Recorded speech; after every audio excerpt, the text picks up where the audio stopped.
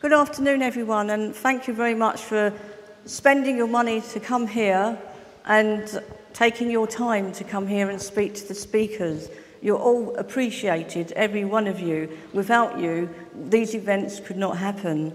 So anyway, on to the talk. I'm going to be talking about the amerithrax, which is the 9/11 Anthrax attacks. And just in case people are not quite sure what anthrax is, it's a bacillus that's in the soil, and it usually is a threat to livestock, and human beings get infected with contact from a diseased animal, and it's very rare in the natural world, thank God. But however, if it's weaponized, then it becomes much more lethal, and they can process it into very fine powder with 1 to 20 microns in diameter, which is just minuscule. And if it enters the lungs, which is the pulmonary form of anthrax disease, that's the most lethal form of the disease, and that is relevant to the 9/11 anthrax attacks. So what are we talking about when we're talking about the 9/11 anthrax attacks? Well, there were two waves of these attacks. They were spores that were sent in letters. The first lot of letters were sent to the mainstream media. Most of the offices were in New York, except for one that was in Florida. And they were all postmarked 18th of September 2001 from Trenton, New Jersey. And then the second wave of letters that contained anthrax spores were sent to two Democrat senators, Thomas Dassey and Patrick Leahy, and the same postmark, Trenton, New Jersey, but the 9th of October 2001. Now, the second wave of letters were extremely, highly sophisticated, weaponized anthrax, as if the first wave wasn't. It was, but the second wave even more. And Congress and the other government buildings had to be closed because they were contaminated with these spores. It caused massive disruption to the Postal Service because likewise they could have been contaminated with these spores. And the decontamination cost was over $1 billion. So it was a quite significant event. And 22 people were infected, and 5 people, unfortunately, died. So this is a crime that's been committed, and there should be what's called a standard investigation procedure that should have been carried out, which means who has the means to carry this out? So the skills, the equipment, the money, the knowledge. Who has the method to carry this out, the procedure or the set plan, etc.? And who has the motivation? So that's a reason for committing the crime, the belief system that motivates them to do this crime. And also opportunity to actually commit the crime as well. And most importantly, facts should not be made to fit a already predetermined theory. Facts should be gathered up, and a theory should be extrapolated from the facts. And the theories have to be tested by the facts. Now, did the FBI follow up this SIP, Standard Investigation Procedure? I don't think so. So I'm going to show you why I don't think so. First of all, the FBI's first theory was that Iraq and Al-Qaeda did it. Iraq was the sponsor of the 9/11 anthrax spores, and Al-Qaeda were the people that carried it out. And a senior FBI official says that the Bush administration was heavily pressurizing them to put the blame on Iraq because they were so desperate, the Bush administration was so desperate to have a case for going to war. So this is a typical strategy of tension that we know about, which is a phrase that Daniela Ganser very sensibly have given us in his look on terrorist incidents. So the idea is to make people so afraid that they're going to give up their freedom for security. So between September the 11th and the 3rd of October 2001, the media was saying, expect anthrax bioterrorism from the same source as 9/11. So the media and the Bush administration and the FBI were saying all this. They said if we attack Iraq, we'll have a good chance of bioweapons attacks. So how did they know that we were going to have these anthrax attacks? On what intelligence are they telling us, warning us this? And why can't we see this intelligence that they supposedly had? So anyway, let's have a look at the 9/11 hijacker connection.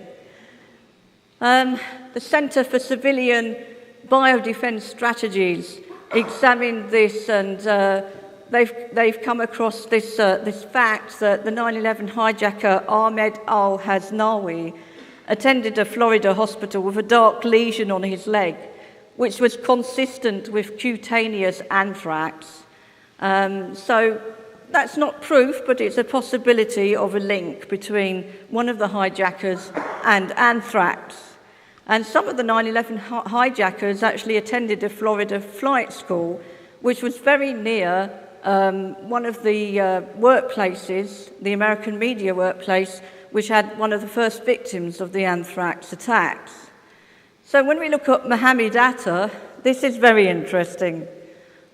He's the 9/11 lead hijacker, supposedly. In June 2000, he went into the USDA, US Department of Agriculture, and asked for a loan for crop dusting equipment. And he made it quite obvious who he was. He brought attention onto himself almost deliberately. He was a very angry person, and he was shouting a lot. He said, "Make sure you spelt my name right." He even pointed to a picture of the Twin Towers that was behind the woman's desk and said, "They're coming down."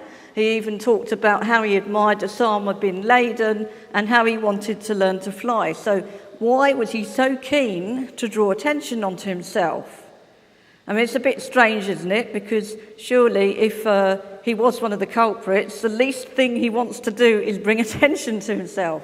The 9/11 Commission totally ignored this particular incident.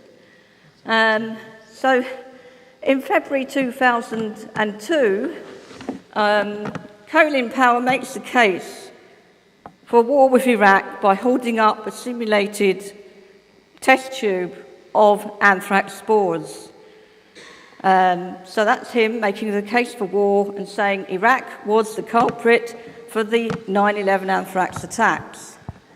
Well, the first theory of the FBI starts unravelling because, well, for a start, ABC News keeps reporting that Fort Detrick is stating that amerithrax contains bentonite. Bentonite, they say, is to do with the Iraq biowarfare program. Now, bentonite was in the Iraq biowarfare program, but that had been discontinued well before 2001. And however, in 2007, the Armed Forces Institute of Pathology actually proved that there was no bentonite in the spores. So amerithrax was not the culprit was not Iraq. The FBI were forced to admit that 9/11 anthrax had to have come from a US biowarfare laboratory because what you add to the anthrax spores is its DNA, is its signature, and it gives you a clue where the origin of the spores came from. A silicone tin signature was discovered in the 9/11 anthrax spores, and that has long been used by US laboratories. So it's quite clear that the FBI did not follow up the standard investigation procedure. They were trying to get the facts to fit a predetermined theory that Iraq was the culprit and Al-Qaeda was the culprit. So we had a lot of media propaganda in the West, particularly America, of course. Very interesting to see the mainstream media not doing its job properly and asking the awkward questions that it should have been. Between September 2001 to 2003, the media link Iraq and Al-Qaeda to the anthrax attacks over 500 times. And they all quote from the same unnamed intelligence source. How convenient, and they don't even question this source. And they're hoping to repeat it enough times people are going to believe it. When the ABC news reporter Brian Ross was confronted about spreading false connections between Iraq and Anthrax letters, he just brushed it off as an inconsequential error. But I don't think Iraqi citizens will think it was an inconsequential error. So the second theory that the FBI came across, decided to come across, construct, they said, well, it has to be a lone individual that created the anthrax spores. And they claimed that you could do it for as little as $2,500 using readily available laboratory equipment from various stores. However, this was proved to be absolutely ridiculous because amerithrax is an aerosol form which demands very sophisticated, very advanced knowledge, training and equipment. You could not buy it from any department store and cobble together some kind of way of constructing this. So the first suspects that they picked on were some doctors. Perry, as you can see, they've been listed here. Stephen Hatfield, in particular, sued for $5.8 million in damages in ones. They were really desperate to find a lone person that they could scapegoat for this. The FBI and the Bush administration, interestingly enough at this time, drop all mention of amerithrax linked to the 9/11 hijackers. Why? Because it didn't fit the lone nut theory anymore, and yet it was an important clue in the investigation, but they drop it as soon as it didn't fit their pet theory. So the scapegoat they picked on was Dr. Bruce Ivins, because he had a little bit of mental instability, supposedly. He was the sole suspect, and he worked at Fort Detrick in Maryland, which is the USAMRID, US Army Military Research and Investigation Department. And he supposedly kills himself with an overdose of codeine and Tylenol in August 2008. And that's convenient for the FBI because they closed the case. February the 19th, 2010, they closed the case on who did the 9/11 anthrax attacks. And they never had to prove their case in court. Very convenient. So let's go back to the actual anthrax spores of 9/11. They're the Ames strain. And in nature, it was isolated from a cow in Texas in 1980. And it was sent to USAMRID, that's Fort Detrick, and to 15 other US laboratories and 3 other countries. You've got at least 4 variants of the Ames strain. The 9/11 Ames strain is a clue as to, where it came from, where it originated, who the suspects might be. It's highly toxic, it's very lethal, it's concentrated, and it's very, very rare. The spores differ all from the Ames strain. The senator's letters had an extra fine powder that literally just floats out the envelope. Not like that. That's talcum powder. If that was anthrax, that would have gone spreading all over this building, and it would be contaminated, and we would have to take ciprofloxacin or something. So the spores were extremely small. Let's go back to the anthrax letters for a little bit. The 3 that are very interesting are the only ones that the FBI has released to the public, and we have to ask, why aren't they releasing the other anthrax letters? What are they hiding? So the ones they've released to the public are the 2 to the senators, Senator Dasley, NBC Tom Brocco from New York Post. And as you can see, the writing is the same, the date is the same, and it looks like somebody's trying to make it look like they're kind of illiterate Muslims, because it says, take penicillin now, which is misspelt. Allah is great, death to Israel, death to America. We have the anthrax, you cannot stop us. I mean, it sounds like a bit too convenient script here, really. That they're obviously trying to link it to the 9/11 hijackers. Maybe that's why they don't want to release the other letters, because they dropped the link to the 9/11 hijackers once they took up the lone nut theory. So why the two senators? Well, very interesting. Congress was debating the Patriot Act, which the Bush administration wanted to pass after 2001. And so Congress was a target. Bush wanted the Patriot Act to be passed before the 9/11 shock wore off. The Senate had a Democratic majority at the time, and Patrick Dassley, he was the Senate Majority Leader, and he decides on when a bill is discussed and when a bill is going to be voted on. And Thomas Leahy is the chair of the Senate Judiciary Committee and looks at any bill and the effects it may have on civil liberties, which, of course, the Patriot Act had a massive impact on civil liberties. It was a massive erosion on civil liberties. So all they were doing was their usual congressional scrutiny, but for the Bush administration, that wasn't good enough. They were too slow, and they were being blamed for slowing up the Patriot Act and somehow being unpatriotic. The question to ask us is, how could the 9/11 hijackers have the ability to have seen into the future and knowing that they should be targeting those two senators? So the FBI's second theory of the lone nut starts to collapse only in 2011, really. 4 reports discredit the FBI. As you see, they're listed here: Lawrence Livermore, Sandia National Laboratories, the Government Accountability Office, National Academy of Sciences. The FBI did not use the newest methods, which could have proved or disproved where the spores came from. And the letters, as for Ivan's flask, they couldn't prove a link from Dr. Ivins to the crime. And it's quite clear that the second theory did not follow the standard investigation procedure. A very interesting point to raise as well is this looks like somebody trying to deliberately destroy evidence here, because the Anthrax archive was destroyed, and that was between October the 10th and the 11th, 2001.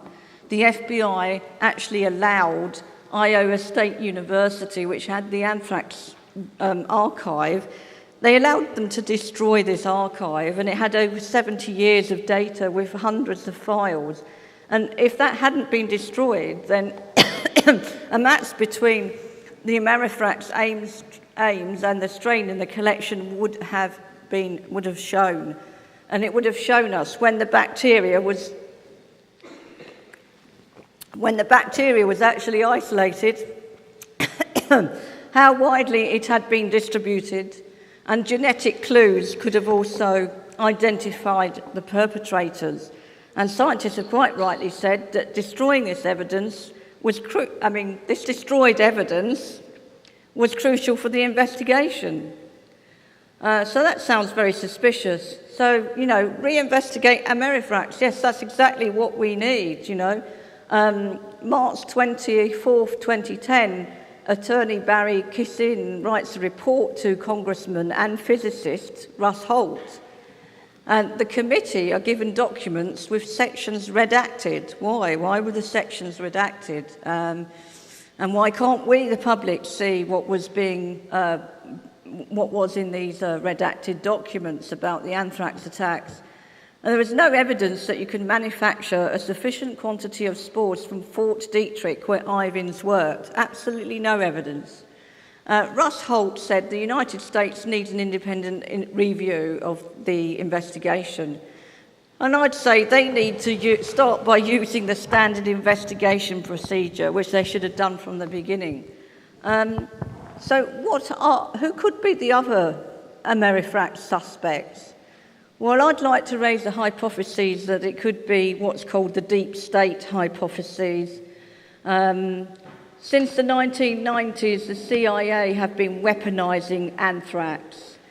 Between 2011 and 2012, scientific evidence shows that the silicone tin signature that was in the 9/11 anthrax, it's impossible for a single person to have manufactured that anthrax. It requires a laboratory with special expertise, not found at USAMRIID, which is Fort Detrick, but it is possible to manufacture that silicone tin signature used in the Anthrax attacks on 9/11. It is possible at Dugway Laboratories, which is a US Army testing ground in Utah, and it is possible at Bethel Memorial Institute, Iowa, which works for the CIA and the US military with facilities for amerithrax spores. The FBI ignored this. Why? Sounds like it was deliberate. And we also have evidence of CIA covert anthrax programs. A leaked report in 1999 where the CIA analysed a hypothetical anthrax attack via the mail with 2.5 grams, a maximum amount that could be posted without detection. The powder was 1 trillion spores per gram, and the senator's letters, 2 grams, and the same spore concentration. Coincidence? Also, we've got Dark Winter Exercise, June 2001, where smallpox simulated attack was to be blamed on Iraq. Then we have Project Clear Vision to assess bioagent dissemination of bomblets. And that was closed down due to suspicions its findings could be used in covert US bioweapons programs. And then we have Project Bacchus, 1999 to 2000, to see if it was possible to build a bioweapons facility with off-the-shelf equipment, which was one of the claims the FBI had made over the 9/11 anthrax attacks and was proven to be ridiculous. We also have a whistleblower from the FBI. He actually was the head of the 9/11 anthrax attacks investigation, so he's really top level. He comes out of the woodwork on April the 8th, 2015. He says the FBI investigation was understaffed, it lacked bioterror forensic skills, there were no senior microbiologists, and they gathered a staggering amount of expulsory evidence, that means showing that Ivins was completely innocent. This evidence still remains secret, so we have to ask why. Why are they keeping all this evidence secret? No fibres, no hair, no handwriting match with the letters and Dr. Bruce Ivins. Over 400 people had access to Ivins' flasks anyway, but we know that it didn't come from Fort Detrick where he worked. That's been proven. So the deep state hypotheses, well, you know, what have we got to go on that the deep state or the shadow government exists in the US? Well, President Eisenhower warned us about it in his farewell speech in January 1961. He said we have to guard against the acquisition of unwarranted influence by the military-industrial complex, and that there could be a disastrous rise of misplaced power. And then we've also got a Pentagon insider in 2011 saying continuing small wars or the threat thereof are essential for the MICC, the military-industrial congressional complex. And we also have Michael Lofgren, who was a Congress staffer for 28 years, so this is an insider's knowledge here. He talks about a shadow government, the deep state, which rules America, consisting of intelligence, military, security, judiciary, corporations, and organised crime. And this book was released in January 2016. I recommend reading it because he knows what he's talking about. So I think that that should have been part of an investigation into the 9/11 anthrax attacks. So the culprits, they had the deep state, they had the means, they had the method, they had the motivation, they had the opportunity. They were able to attempt to cover it up and destroy the evidence. And let's not forget that they also have the US government advisors, Zbigniew Brzezinski and Kissinger, are all disciples of Leo Strauss, who promotes a militant foreign policy aimed at regime change. and Machiavelli, who also says leaders should lie to the people to achieve their goals and to create disorder so that people crave order. So I'd say that the deep state, the shadow government, that there's a strong possibility that they exist. It's not saying that everybody in those fields are party to the deep state. No, of course not. Otherwise, we wouldn't have whistleblowers coming out of the woodwork and blowing the whistle. But the important thing is that it looks like it exists, and they lied then, and they're lying now on practically everything that's happening today. Thank you very much.